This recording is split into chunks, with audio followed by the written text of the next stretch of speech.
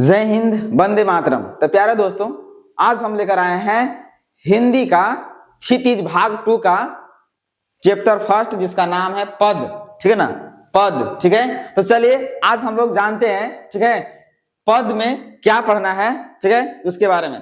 ठीक है, चलिए तो जानते हैं। देखिए, पहले हम लोग जानना है कवि परिचय। कवि परिचय, ठीक है ना, पहले हम लोग कवि परिचय जानेंगे। ठीक है, तो देखिए इनके कवि जो है, ठीक है ना, इनका जन्म जो सूरदास है, ठीक है ना, इनका जन्म जो है कहाँ हुआ था? इनका जन्म जो है, ठीक है ना, 1478 में। ठीक है, सूरदास का जन्म जो है कहाँ हुआ था? 1478 में माना जाता है। एक मान्यता के अनुसार इनका जन्म मथुरा के निकट रुणकता या रेणुका क्षेत्र में हुआ था। ठीक है ना, ऐसा माना जाता है कि इनका जन्म जो है कहाँ? मथुरा के निकट रुणकता, ठीक है, रुणकता या रेणुका क्षेत्र में हुआ था। जबकि दूसरी मान्यता के अनुसार इनका जन्म स्थान जो है दिल्ली के पास से ही माना जाता है। तो आपसे अगर पूछेगा कि सूरदास का जन्म कहाँ है, ठीक है ना, सूरदास का जन्म कहाँ हुआ है, तो आप जो है इनका पहली मान्यता के अनुसार जो है इनका जन्म जो है रुणकता में हुआ या रेणुका क्षेत्र में हुआ, और दूसरी मान्यता के अनुसार दिल्ली के पास जो है, ठीक ना, सिही क्षेत्र है, सिही वहां माना जाता है। पूछेगा, ठीक ना, सूरदास का जन्म कितना ईस्वी में माना जाता है? तो 1478 में। बात समझ में आ गया? चलिए नेक्स्ट हम लोग बात करते हैं। ठीक है, महाप्रभु वल्लभाचार्य के शिष्य, ठीक है ना, सूरदास अष्टछाप के कवियों में सर्वाधिक प्रसिद्ध हैं। ठीक है ना, अब ये जो है सूरदास, ठीक है, अब बोला कि सूरदास के ना, सूरदास किसके शिष्य थे? तब किसके शिष्य थे? महाप्रभु वल्लभाचार्य के शिष्य थे। ठीक है, कहता कि सूर वात्सल्य और श्रृंगार के श्रेष्ठ कवि माने जाते हैं। सूरदास जो हैं वो सूर वात्सल्य और श्रृंगार के श्रेष्ठ कवि माने जाते हैं। इनकी मृत्यु कब हुई थी? तो 1583 में पारसौली में हुई थी। अब पूछेगा कि सूरदास की मृत्यु कब हुई थी? तो 1583 में। और कहां हुई थी? तो पारसौली में हुई थी। ये आपका शॉर्ट में हम लोग कवि परिचय देख लिए। चलिए हम लोग आगे देखते हैं। ठीक है, पद का सार, ये पूरा जो है 10वीं क्लास 10वीं का जिसमें हम लोग पढ़ना है पद, उसका पूरा, ठीक ना, सार क्या है? तो देखिए इस कविता में सूरदास जी ने भगवान श्री कृष्ण और गोपियों के बीच में प्रेम और विरह को बहुत भावुकता से दिखाया है। इस पूरे पद वाला में हम लोग क्या देखेंगे? तो श्री कृष्ण और गोपियों के बीच जो प्रेम और विरह को बहुत भावुकता से दिखाया गया है। जब कृष्ण मथुरा चले गए तो वे खुद नहीं लौटे। जब कृष्ण मथुरा चले गए थे तो वे खुद नहीं लौटे थे, ठीक है ना, बल्कि अपने दोस्त उद्धव को संदेश देने भेजा था वहां पे। ठीक है ना, गोपियों ने उद्धव को ज्ञान और योग की बातें बताई। देखिए जब उद्धव संदेश लेकर आए थे तो गोपियों को उद्धव ने क्या क्या बताया? तो देखिए गोपियों क्या दिया उद्धव ने गोपियों को? तो ज्ञान दिए और योग की बातें बताई। लेकिन गोपियों को यह सब सुनकर दुख हुआ।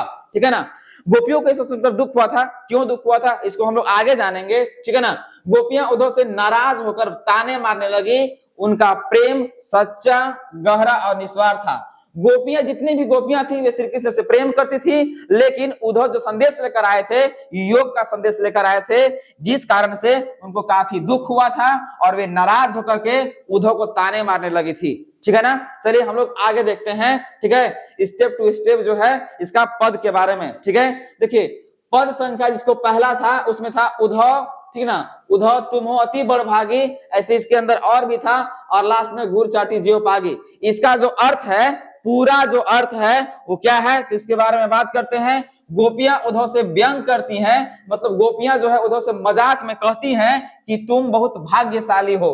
क्या हो? तुम बहुत भाग्यशाली हो, लकी हो, ठीक है ना, जो कृष्ण के पास रहकर भी उनके प्रेम से अछूते हो। ठीक है ना, कहते हैं यहाँ पे गोपियां जो हैं उस उद्धव को कहते हैं, ठीक है ना, कि तुम बहुत भाग्यशाली हो, लकी हो, कि तुम्हें प्रेम नहीं हुआ, मतलब तुम कृष्ण के पास रहकर भी तुम्हें प्रेम से अछूते हो, प्रेम नहीं हुआ।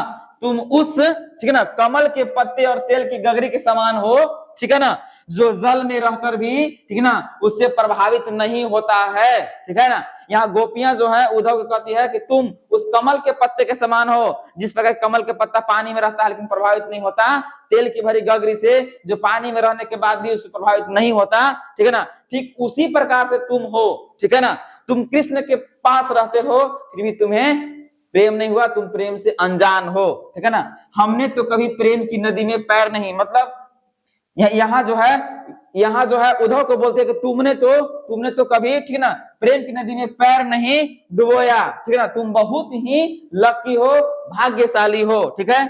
हम तो उन भोली चींटियों की तरह हैं जो कृष्ण रूपी गुड़ के प्रति आकर्षित हैं और उन्हीं के प्रेम में लीन है। गोपियां कहती है कि हम लोग जो हैं वो चिट्ठी के समान है, जिस प्रकार चिट्ठी जो है गुड़ के प्रति खींचे चले जाती है, ठीक उसी प्रकार हम लोग श्री कृष्ण के प्रति खींचे चले आए हैं, मतलब श्री कृष्ण से हम लोग को प्रेम हो गया है, ठीक है ना। तो वो अपने आप को गोपियां जो है वो चिट्ठी मानती है, क्या मानती है, चिट्ठी के समान मानती है। बात समझ में आ गई यहाँ तक? चलिए आगे बात करते हैं, अगला पद संख्या में हम लोग देखते हैं, ठीक है ना। बस संख्या देखिए, दूसर का जो था उसमें जो स्टार्ट किया गया था, मन की मन ही मांझ रही डॉट डॉट, और भी था इसके अंदर, मर्यादा न लही। अब इसमें जो है इस पूरे वाला में इस पद में क्या बोला गया है उसके बारे में हम लोग जानेंगे। इसका जो है गोपियां कहती हैं कि उनके मन की बात मन में रह गई। जितने भी गोपियां थी अब उद्धव को सुनाती हैं, ठीक है ना, कि हम लोग का जो मन में बात था वो मन में ही रह गई है। वे कृष्ण से बहुत कुछ कहना चाहती थी पर अब नहीं कह पाएंगी, ठीक है ना। वो कहती है कि हम लोग के मन में श्री कृष्ण से कुछ बातें करना था, ठीक है, तो अब हमारे मन में ही रह गई है, क्योंकि कृष्ण तो मथुरा चले गए हैं और वे लौट के आए नहीं और बदले में आपको भेज दिए, ठीक है ना। तो वो कहती है कि बहुत कुछ कहना चाहती थी पर अब नहीं कह पाएंगी। कृष्ण के लौटने की आशा में वे तन मन से विरह सह रही थी, ठीक है ना। कृष्ण जो थे वो मथुरा चले गए थे और लौट के नहीं आए थे, ठीक है ना। तो अब वो जितनी भी गोपियां थी वो विरह सह रही थी, पर योग के संदेश ने उन्हें और भी तोड़ दिया। वो कहती हैं कि श्री कृष्ण स्वयं न आकर के और आपको भेजा, वो भी योग संदेश के साथ। तो ये जो है योग संदेश हम लोग को जो है और तोड़ के रख दिया है।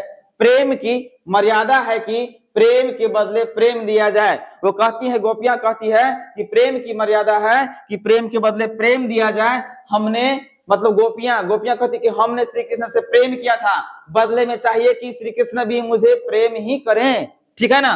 तो पर कृष्ण ने छल किया है, क्या किया है, कृष्ण ने छल किया है और मर्यादा का उल्लंघन किया है। गोपियां ये शिकायतें जो हैं उद्धव से कहती है। बात समझ में आ गया? चलिए हम लोग नेक्स्ट पे चलते हैं और नेक्स्ट देखते हैं, ठीक है।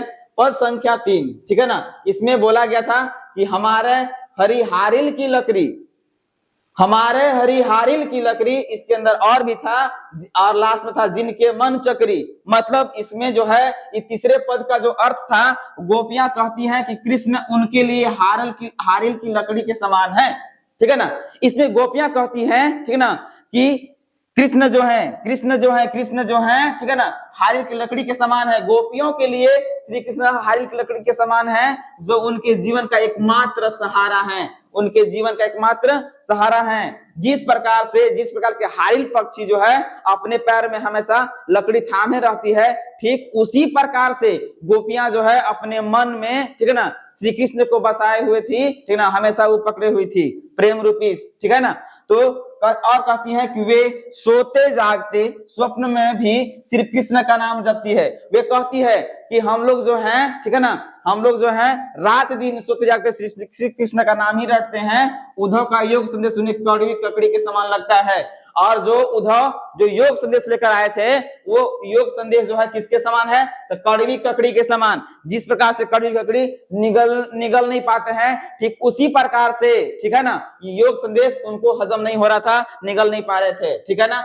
वे कहती हैं कि यह योग का रोग जो है उन्हें जाकर सौंपे जिनका मन चंचल है, ठीक है ना। उद्धव को गोपियां कहती है कि ये योग का संदेश उनको सुनाए जिनका मन क्या है, चंचल है, जिनके मन में भटकाव है, छलाव है, ठीक है ना। हम लोग का मन तो पहले श्री कृष्ण के पास लगा हुआ है, ठीक है ना, हम लोग का मन भटक नहीं रहा है, इसलिए हम लोग को योग की आवश्यकता नहीं है, ठीक है ना, क्योंकि उनका मन तो पहले से श्री कृष्ण में क्या है, स्थिर हो चुका है, इसलिए उनको योग की आवश्यकता नहीं है। बात समझ में आ गया? चलिए हम लोग आगे बात करते हैं, ठीक है।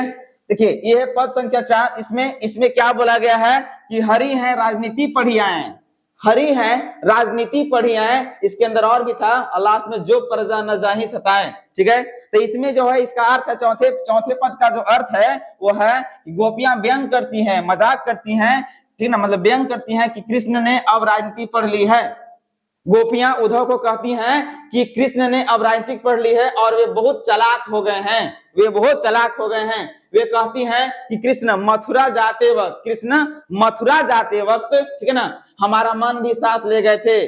गोपियां शिकायत करती हैं किनसे, उद्धव से, कि श्री कृष्ण जो है ठीक है ना, मथुरा जाते समय हम लोग का दिल ले गए हैं, ठीक है ना, बात समझ में आ रहा है यहाँ तक, हमारा मन ले गए हैं, ठीक है, उसे वे वापस कर दे।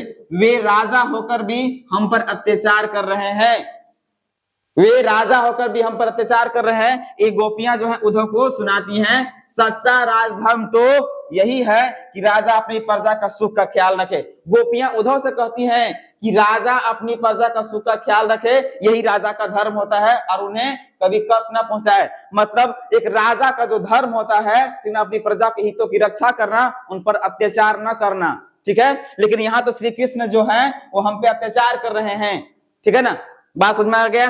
नेक्स्ट हम लोग देखते हैं, ठीक है। देखिए अब जो है इस पूरे चारों पद से हम लोग को शिक्षा क्या मिलता है, ठीक ना, तो चारों पद से हम लोग को ये शिक्षा मिलता है कि सच्चा प्रेम जो है, सच्चा प्रेम दिल से होता है। किससे होता है? दिल से होता है, न कि केवल बुद्धि या ज्ञान से, ठीक है ना। इस चारों पद को देखने के बाद जो है हम लोग इस आप पर पहुंचे हैं कि सच्चा प्रेम दिल से होता है, न कि केवल बुद्धि या ज्ञान से। गोपियों का प्रेम त्याग, धैर्य और समर्पण से भरा था, ठीक ना।